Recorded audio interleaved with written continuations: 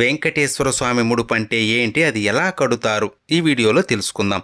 పిలిస్తే పలికే కలియుగ దైవం, కోట్లాది భక్తులకు ఇలవేల్పు, ఆపద మృక్కులవాడు, అనాథ రక్షకుడు, కొలిచిన వారికి కొంగు బంగారమైన ఆ శ్రీనివాసుడే కష్టాన్ని కడతీర్చే దైవం అని భావించి స్వామివారికి తమ కోరికలు చెప్పుకొని ముడుపు కడతారు. స్వామివారికి ముడుపు శనివారం ఉదయం దీపారాధన చేసి ముందుగా వినాయకుడికి మీ కోరిక చెప్పి స్వామికి ముడుపు కడుతున్నాను, సంకల్పం నెరవేరాలి అని కోరుకొని ఒక తెల్లని బట్టకి పసుపు తడిపి ఆరబెట్టి బట్టకి 4 వైపులా కుంకుమ పెట్టి అందులో 11 రూపాయలు లేదా స్థాయిని బట్టి కొంత డబ్బును స్వామిని స్మరించుకుంటూ పెట్టి మీరు ఎందుకు ముడుపు కడుతున్నారో మనస్ఫూర్తిగా భక్తిగా స్వామికి చెప్పుకొని డబ్బు పెట్టిన పసుపు బట్టకి 3 ముడులు వేసి స్వామి ఫోటో లేదా ప్రతి ముందు పెట్టాలి.